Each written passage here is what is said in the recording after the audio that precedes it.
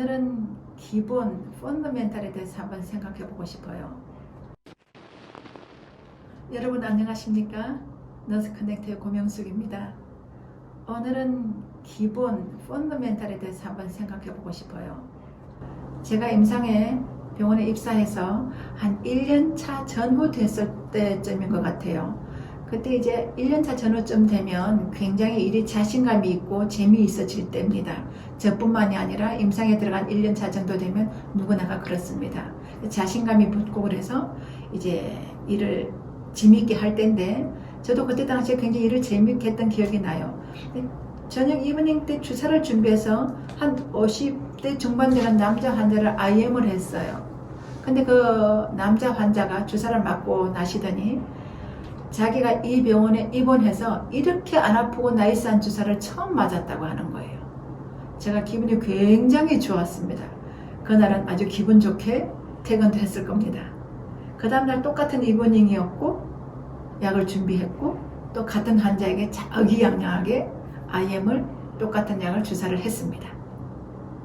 근데 이 환자가 주사를 맞고 나더니 저를 쳐다보면서 자기가 이 병원에 입원해서 이렇게 아픈 주사를 처음 맞았다고 저한테 얘기하더라고요. 그때 충격이었습니다. 어제 그렇게 칭찬하던 사람이 제 얼굴을 전혀 기억하는 것이 아니고 어제는 그렇게 최고로 나이스한 주사라고 했던 사람이 제일 아픈 주사를 맞았다고 하는 거죠. 자, 이런 것들을 우리는 침습적인 행위라고 하는데 이 침습적인 행위는 병원에서 굉장히 비일비재하게 일어나는 것이죠. 예를 들면 의사 선생님이 환자를 위해서 수술을 하는 것도 사실은 환자가 원하는 것이 아니지만 굉장히 이 오픈을 하고 이런 과정을 하지 않습니까? 침습적인 이 주사 행위도 환자들은 싫어하지만 자기가 질병이 낫는다는 확신을 의료인에게 또 자신의 질병을 의료인에게 맡겼기 때문에 그 침습적인 그런 위해되는 행위도 받아들이고 또 의료인도 그런 암묵적인 그 계약관계에서 행위를 하는 거죠. 자, 서비스를 하는 군 중에는 이런 일추의 미학이라는 게 있어요. 일추의 미학이라는 정신은 어떤 것을 말하냐면 예를 들면 여러분이 근사한 레스토랑에 가족관계 갔을 때에 웨이트레스가 여러분에게 물을 갖다 줄 때 물 한 컵을 여러분 앞에 놓고 1초 정도 잠시 컵에서 손을 잡고 머무는 거예요. 그 다음에 손을 띄고 나면 손님인 여러분은 굉장히 존중받고 있다는 느낌을 갖게 한다 그래요. 그래서 그때 서비스는 일주의 미학이라는 정신을 갖고 있어요. 의료도 서비스의 일종이잖아요. 그러니까 여러분이 기본에 충실해야 된다라고 하는 것은 기본에 충실했을 때 바쁘다고 어제 IM의 주사를 놓을 때의 제 상태하고 오늘의 주사를 놓을 때 상태가 달랐다면 환자분은 바로 이렇게 직감으로 느끼겠죠. 여러분이 대학에 처음 입사해서 기본 간호학에서 배울 때 그 기본 간호술은 복잡하고 어려운 것은 없어요.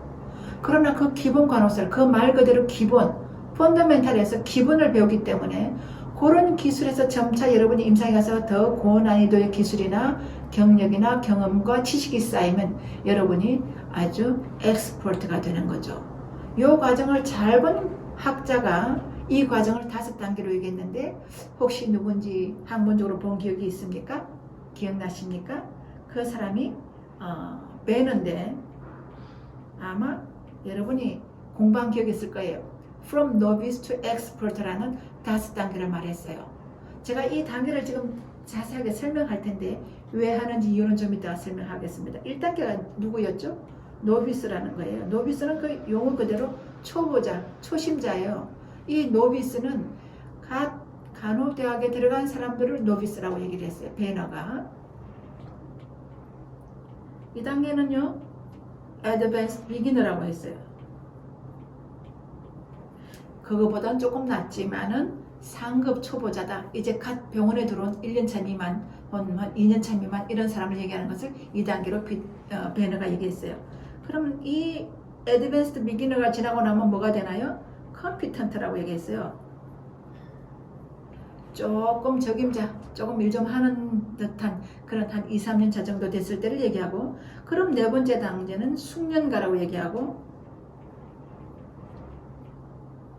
마지막 5번째가 expert라고 얘기했어요.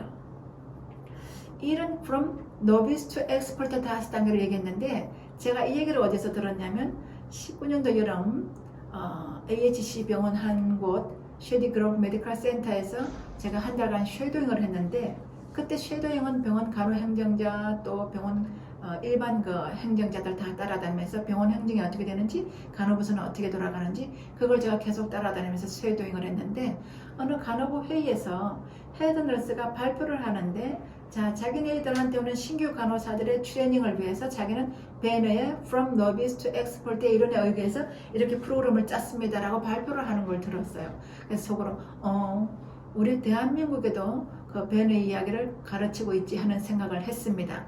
혹시 여러분들 중에 간호학 개론을 공부한 사람이 있다면 학교 다닐 때 수문사책으로 공부를 했다면 거기에 보면 간호학 개론에 제가 그 제일 저자입니다. 제가 그 동일한 인물이고요. 거기에 보면 이 책에 나와 있어요. From Novice to Expert 배너 이야기가 잠깐 나와 있는데 이런 여러분들이 학문적으로 배운 것도 미국에서 그대로 사용되고 있다라는 거죠.